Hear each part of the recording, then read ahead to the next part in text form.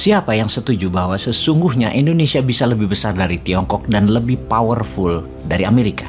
Siapa yang ketika pertanyaan ini diajukan menyalahkan bahwa Indonesia tidak akan mampu karena pemerintahnya korup dan masyarakatnya apatis, masyarakatnya tidak punya kemampuan, juga mengatakan Indonesia tidak akan bisa maju dengan memberikan banyak alasan lainnya. Anda yang mengatakan hal tersebut dinamakan kaum penuduh, blamer. Bagi para blamer, ahli penuduh dan ahli penghakiman, silahkan Anda melakukan apa yang menjadi keterampilan Anda, bahkan beberapa pakai ayat untuk menuduhnya. Tapi bagi New Mind, tetap tidak akan terpengaruh demi membuat semua orang memahami arti bernegara yang benar dan menyadari kekuatan Indonesia sesungguhnya berada di atas Tiongkok dan berada di atas Amerika. Kita tahu bahwa sampai pejabatnya saat ini pun terbelenggu langkahnya karena begitu terkagum-kagum dengan Tiongkok dan dengan Amerika, hingga otak dan tindakan mereka menjadi sangat takut dan manut dengan dua negara tersebut. Yang ditiru adalah perintah dari dua negara tersebut, bukan sistem yang positif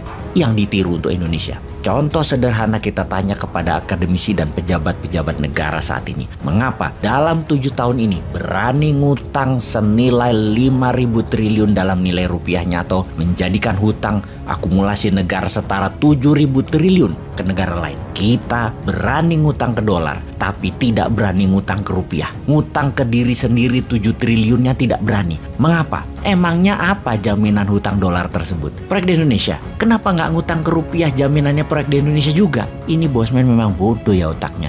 Ilmunya cetek kali ya, sehingga sulit memahami hutang dolar senilai 7.000 triliun adalah yang benar, bukan hutang ke rupiah ke negara sendiri yang terbenar. Atau pejabatnya memang ngerti bahwa kita bisa ngutang ke rupiah, bisa ngutang ke diri sendiri, tapi karena ada doktrin di kepalanya, ada benefit apalah gitu untuk dirinya, atau ada pemahaman yang dipropagandakan sudah masuk ke kepalanya hingga hutang dolar tidak bisa ditawar lagi. Hutang dolar adalah wajib. Sehubungan dengan itu, setelah kita sering menceritakan ancaman dari pinjaman hutang proyek dari Tiongkok, kita akan mendiskusikan tentang Amerika sekarang. Amerika dan Tiongkok memang fasad atau tampak muka rumah mereka didesain terlihat keren, mewah, anggun, mengagumkan, dikelilingi satpam dengan senjata lengkap, dengan segala macam fasilitas yang ada. Kita dibuat kagum dengan fasad dan eksterior Tiongkok dan Amerika tersebut. Halaman depan rumah kedua negara tersebut keren, namun di dalamnya atap jebol, saluran air mampet, pengap, dan banyak keburukan lainnya yang tidak diketahui ada di sana. Banyak yang berpikir kemewahan ada di dalamnya.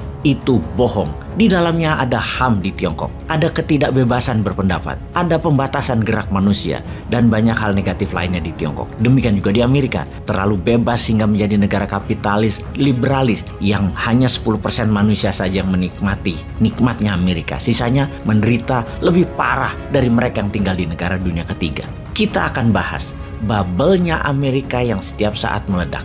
Kita bahas agar kita mendapatkan pemahaman bahwa sesungguhnya untuk membuat Indonesia menjadi negara nomor 1 adalah sekarang masanya. Kita akan membahas 7 hal yang membuktikan bahwa Amerika hidup di dalam bubble yang siap meletus dan dibungkus dengan American movie, yang dibungkus dengan American song, dan dibungkus dengan American politician yang mengatakan bahwa Amerika adalah the greatest country in the world. Sekali lagi, kita fokuskan perkataan bubble yang dibungkus. Namun kenyataannya ada 7 masalah serius yang terjadi di Amerika sejak dulu dan sudah mendekati puncaknya untuk meledak saat-saat ini. Untuk itulah video ke depan kita akan membahas 7 alasan yang membuktikan bahwa Amerika bukan the greatest country in the world. Siapa yang mengatakan Amerika negara terbesar di dunia? Yang mengatakan adalah diri mereka sendiri, klaim mereka sendiri, sistem mereka sendiri dengan dibungkus oleh film Hollywood utamanya. Film seperti Top Gun, Transformer, American Sniper, Pearl Harbor, Independence Day, semacam itu mengagungkan kekuatan militer Amerika dan mensahkan kekerasan Amerika. Film Hollywood juga membingkai cara dunia melihat bangsa lain. Film Hollywood